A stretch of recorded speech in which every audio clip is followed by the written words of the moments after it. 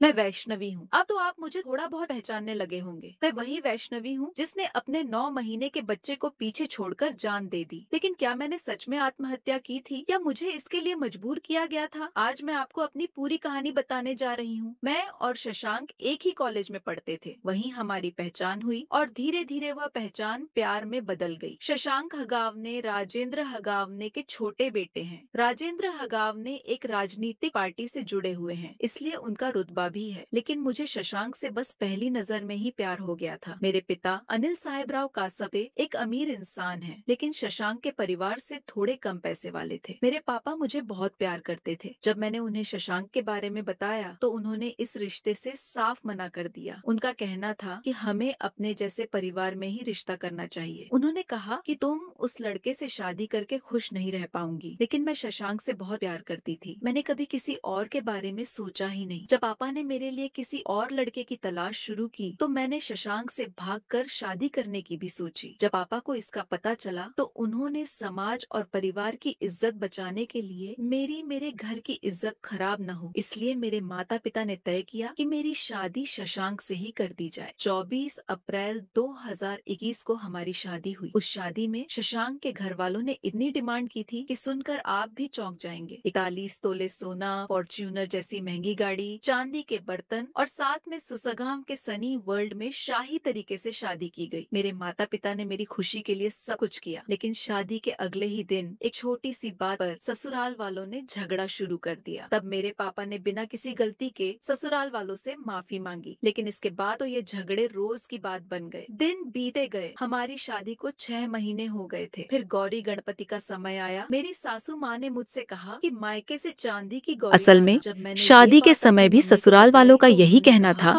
कि हम राजनीति से जुड़े बड़े लोग हैं, हमारी समाज में प्रतिष्ठा है, बड़े बड़े नेता हमारी शादी में आएंगे, इसलिए शादी धूमधाम से होनी चाहिए, दहेज भी अच्छा मिलना चाहिए और लड़के को तुम्हारी तरफ से बड़ी गाड़ी भी मिलनी चाहिए। कहीं ना कहीं ये सब बातें मेरे पापा को ठीक नहीं लग रही थीं, लेकिन मेरे चेहरे की खुशी देखकर उन्होंने सब कुछ सहन किया और ससुराल वालों की हर एक शर्त मान ली। अब तो वे हर बार शशांक के घर वालों की नई नई मांगें भी पूरी कर रहे थे। लेकिन अब मुझे अपने पति को छोड़कर सास ससुर के व्यवहार में थोड़ा थोड़ा बदलाव महसूस होने लगा था। इस सब में सबसे ज्यादा तकलीफ देने वाली थी मेरी ननद करिश्मा। ऐसा लगने लगा था कि वो ननद नहीं, जैसे कोई सजा हो। उसे अपनी भाभी का खुश रहना बिल्कुल भी पसंद नहीं था। वह हमेशा मेरी सासू माँ के कान भरती रहती थी। अगर कभी मेरी सासू माँ मुझसे ठीक से बात कर लेती या मुझे कोई साड़ी दे देती तो करिश्मा को बिल्कुल पसंद नहीं आता था और वो तुरंत झगड़ा करने लगती थी। मुझे हमेशा यही सोचकर दुख होता था कि एक औरत दूसरी औरत की दुश्मन कैसे बन सकती है। करिश्मा मेरी ननद होकर भी मुझे मानसिक और शारीरिक रूप से बहुत परेशान करती थी। जैसे पुराने लोग कहते हैं, जिस घर में ननद का बोलबाला हो वहां सुख नहीं टिकता। मैं आज भी भगवान से यही दुआ करती हूँ कि ऐसी ननद किसी को न मिले। अब तो शशांक भी मेरे पापा से लगातार नई नई मांगे करने लगा था। कभी 1 लाख रुपए, कभी 2 लाख, कभी 1.5 लाख की ब्रांडेड घड़ी, कभी महंगा गॉगल्स, तो कभी 2 लाख का मोबाइल। उसकी मांगे बढ़ती ही जा रही थीं और मेरे मम्मी पापा हर बार उसका कहा मान रहे थे। इन सब बातों से मैं मानसिक रूप से बहुत टूटने लगी थी। अब मैं मायके में अपने पति और ससुराल वालों के बारे में बात करने लगी थी। मैं कहने लगी थी कि ये लोग मुझे बहुत परेशान करते हैं। एक बार मैंने अपने मामा से भी कहा, मामा, शशांक से शादी करना मेरी सबसे बड़ी गलती थी। अब मेरे हाथ में कुछ भी नहीं बचा था। एक तो मैंने प्रेम विवाह किया था और उस पर ससुराल के लोग मुझे बहुत तंग कर रहे थे। मुझे समझ नहीं आ रहा था कि क्या करूं। इसी बीच हमारी शादी को 1 साल हो गया और मैं गर्भवती हो गई। मैंने खुशी खुशी यह बात शशांक को बताई, लेकिन उसने अपनी बहन की बातों पर भरोसा कर मेरे चरित्र पर शक करना शुरू कर दिया। वह कहने लगा कि ये बच्चा उसका नहीं है। यह बात मेरे लिए बहुत बड़ा झटका था। जिस पति पर भरोसा करके मैं इस घर में आई थी, वही अब मुझ पर शक कर रहा था। गर्भावस्था में मेरी ननद और सासू माँ तो मेरे मुंह पर थूकने तक लगी थी। बहुत सोचने के बाद मैंने झर पीकर अपनी जान देने का फैसला कर लिया। लेकिन जब शशांक ने मुझे ऐसी हालत में देखा तो उसने जल्दी में अपनी बहन को साथ लिया और मुझे अस्पताल में भर्ती कराया। उस दिन मेरी जान बच गई। फिर शशांक और उसकी बहन अस्पताल से सीधा घर चले गए और मेरे माता पिता से साफ कह दिया, अब आपकी बेटी आपको ही मुबारक, हमें इसे साथ नहीं रखना। इसके बाद मैं मायके आ गई। मैंने अपने माता पिता से कहा, मुझसे गलती हो गई जो मैंने उससे शादी की, अब मैं वापस नहीं जाऊंगी। लेकिन मैं गर्भवती थी और मेरे माता पिता चाहते थे कि मेरा घर बस जाए। उन्हें चिंता थी कि अगर बेटी ऐसे ही मायके में रह गई तो समाज में बदनामी होगी, रिश्तेदार क्या कहेंगे और मेरा भविष्य क्या होगा। इसलिए मेरे पापा ने मुझे समझाया, अब तू मां बनने वाली है, हो सकता है बच्चा होने के बाद सब ठीक हो जाए। शशांक तुझसे प्यार करता है। ये सब सोचकर उन्होंने मुझे फिर से ससुराल भेजा। उन्होंने शशांक, उसकी बहन और उसकी मां के पैर पकड़कर माफी मांगी। बोले, मेरी बेटी को समझो, वो अभी बच्ची है, उसे सब कुछ नहीं समझता। इसके बाद फिर धूमधाम से मेरा बेबी शॉवर, डोहाल जेवण मनाया गया। मेरे माता पिता ने जितना हो सकता था मेरे लिए किया और फिर 9 महीने बाद मैंने एक बेटे को जन्म दिया। बच्चा होने के बाद लगभग 1 महीना घर का माहौल ठीक था। मेरी सासू माँ मेरा थोड़ा बहुत लाड करने लगी थी, लेकिन जल्दी ही मेरी ननद ने उनके कान भरने शुरू कर दिए। उसे इतना सर पर मत चढ़ाओ, इतना लाड मत करो, वगैरह वगैरह। मैं सब कुछ चुपचाप सहन कर रही थी। घर में 3 नौकरानियां थीं, फिर भी मेरी सासू माँ मुझसे रोज काम करवाती थी। एक बहुत जरूरी बात मैं यहाँ बताना चाहती हूँ। मेरी शादी को 1 साल हो गया था, लेकिन मेरे पति शशांक ने मुझे कभी मेरी भाभी जावे से बात तक नहीं करने दी। वो हमेशा कहते, वो ठीक औरत नहीं है, बहुत झगड़ालू है। इसलिए शादी के बाद मैं कभी अपनी भाभी से मिली ही नहीं। लेकिन अब मुझे समझ आने लगा था कि मेरी भाभी को भी मेरी तरह ही इन लोगों ने बहुत सताया था। आज वो पुलिस को बता रही हैं कि उन्हें भी ससुराल वालों ने शारीरिक और मानसिक रूप से परेशान किया था। एक बार तो झगड़े में उन्हें मेरे ससुर और पति ने मिलकर मारा भी था। उन्होंने पुलिस में शिकायत करने की कोशिश की थी, लेकिन इन लोगों के राजनीतिक दबाव के कारण पुलिस ने रिपोर्ट नहीं लिखी। उन्हें कहा गया कि आपस में मामला सुलझा लीजिए और वापस भेज दिया गया। इसलिए वो अब इन लोगों से दूर रहती हैं। ये बात मुझे अब समझ में आई। जब भी मैं इस बारे में शशांक से बात करती, वह मुझ पर चिल्लाता, धमकाता और कई बार मारता भी था। उसका सिर्फ एक ही काम था, मुझसे मायके से पैसे मंगवाना, और मैं पति के कहने पर मायके से पैसे मंगवा भी रही थी। मेरे पापा भी मुझे तकलीफ में न देखें, इसलिए जो भी मांग होती पूरी कर देते थे। उनकी सिर्फ एक ही ख्वाहिश थी कि उनकी बेटी का घर बसा रहे, वह सुखी रहे। धीरे धीरे मेरा बच्चा 6 महीने का हो गया, लेकिन मेरी तकलीफें कम नहीं हुई। मैं सिर्फ अपने बच्चे को देखकर सब कुछ सहती थी। मुझे यही उम्मीद थी कि एक दिन सब बदल जाएगा, सब कुछ ठीक हो जाएगा। बच्चा ही मेरी जीने की वजह था। लेकिन मेरी ननद और सास मुझे बहुत सताती थीं। वे कहती, तू घर छोड़ दे, हम अपने पोते को खुद पाल लेंगे। और शशांक भी उन्हीं का साथ देता था। वो बार बार मेरे चरित्र पर शक करता था। इन सब बातों से तंग आकर मैंने अपने पापा से कहा, मुझे अब इस घर में नहीं रहना। उन्हें भी मेरी हालत समझ में आने लगी थी। उन्होंने कहा, हम कोई रास्ता जरूर निकालेंगे। लेकिन उसी समय शशांक ने मेरे पापा से कहा, मुझे 2 करोड़ रुपए दो, मुझे एक प्लॉट खरीदना है।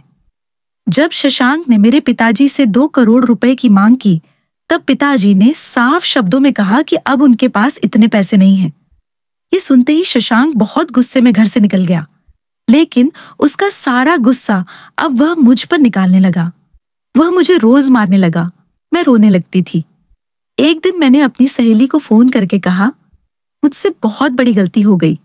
अगर मैंने अपने पिताजी की बात मानी होती और उनके बताए हुए लड़के से शादी की होती, तो शायद मेरी जिंदगी ऐसी ना होती। एक बार मेरे चचेरे भाई की शादी थी। उस समय मेरे पिताजी ने शशांक को कपड़े और आधे तोले की अंगूठी दी थी। वही दिन मेरी जिंदगी का सबसे बुरा दिन साबित हुआ। मेरी खुदकुशी की खबर मेरे पिताजी को नहीं, बल्कि मेरे चचेरे भाई को दी गई। फिर मेरे माता पिता, रिश्तेदार और कई लोग अस्पताल पहुंचे, लेकिन मैं वहां निश्चल पड़ी थी। जब मेरे माता पिता ने डॉक्टर से मेरी हालत पूछी तो डॉक्टर की बात सुनकर उनके पैरों तले जमीन खिसक गई, क्योंकि मेरी सांसें थम चुकी थीं। पिताजी ने मेरे शरीर पर चोट के निशान देखे। मेरे सिर पर गहरे घाव थे। यह देखकर उन्होंने साफ कहा कि उनकी बेटी ने आत्महत्या नहीं की, बल्कि उसकी हत्या की गई है।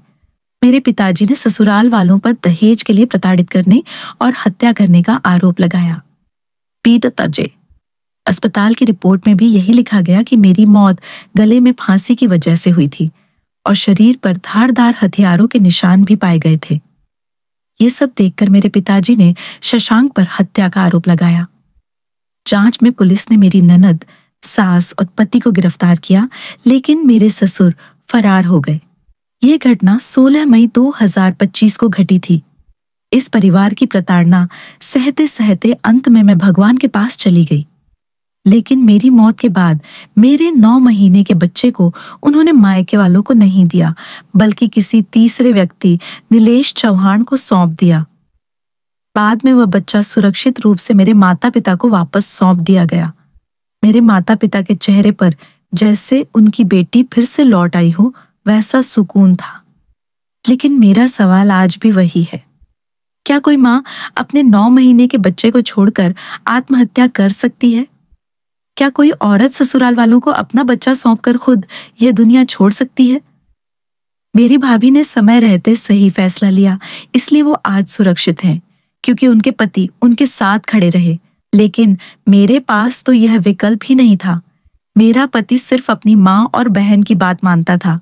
अगर शशांक ने मेरा साथ दिया होता तो आज मैं भी अपने बच्चे के साथ होती। आज पूरा महाराष्ट्र चाहता है कि उन दोषियों को उम्र कैद की सजा मिले। लेकिन क्या उन्हें सजा मिलेगी, या यह केस भी बाकी मामलों की तरह दबा दिया जाएगा? आज के विज्ञान युग में भी दहेज के लिए बेटियां मारी जा रही हैं। इससे बड़ी और क्या विडंबना हो सकती है? मैं चाहती हूँ कि जो मेरे साथ हुआ वह किसी और बेटी के साथ ना हो। मेरी बस एक ही बात हर लड़की से कहना चाहती हूँ, अपनी माँ बाप की बात जरूर माने। हर फैसला हमारा सही हो ये जरूरी नहीं। आज मेरी एक गलत पसंद की वजह से मुझे अपनी जान गंवानी पड़ी, वो भी अपने 9 महीने के नन्हे बेटे को छोड़कर, सिर्फ इसलिए कि मेरे पापा को एक पैसा वाला दामाद मिल गया था और उन्होंने पूरे गांव में यह कहकर गर्व जताया था। लेकिन शादी को 1 साल बीत जाने के बाद भी बेटी के चेहरे पर खुशी का नामो निशान नहीं था। कड़वा है, लेकिन यही सच्चाई है। हम अक्सर ये सोचते हैं कि अगर दामाद अमीर है तो हमारी बेटी सुखी रहेगी। लेकिन मेरी कहानी ने शायद आप सबको अब ये सिखा दिया होगा कि यह सोच कितनी गलत है।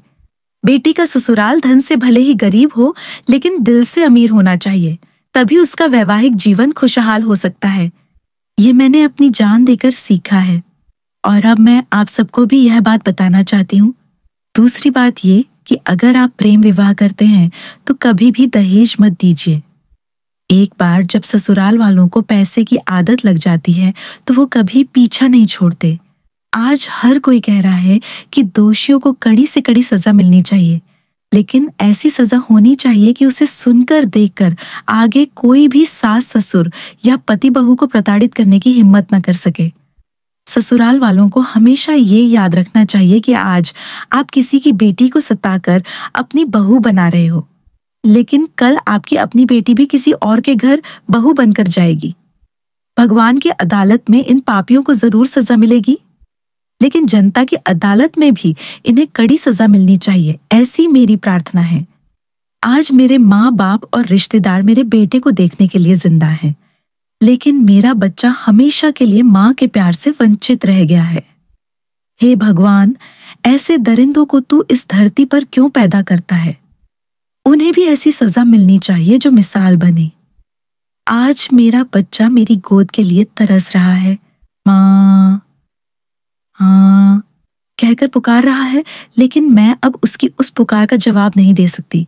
कल को कहीं इस केस को भी राजनीतिक दबाव में दबा ना दिया जाए, इसलिए आपसे विनती है, मुझे न्याय दिलाइए। मेरे माँ बाप के साथ खड़े रहिए, क्योंकि कल को मेरी तरह आपकी भी बेटी या बहन वैष्णवी हगवने या अक्षता म्हात्रे बन सकती है। ये सोचना अब आप सबका काम है। आपको क्या लगता है, इन दरिंदों को कैसी सजा मिलनी चाहिए? अपनी राय जरूर लिखें। ऐसी ही सच्ची कहानियों के लिए मेरे चैनल को लाइक, सब्सक्राइब और शेयर करना न भूलें।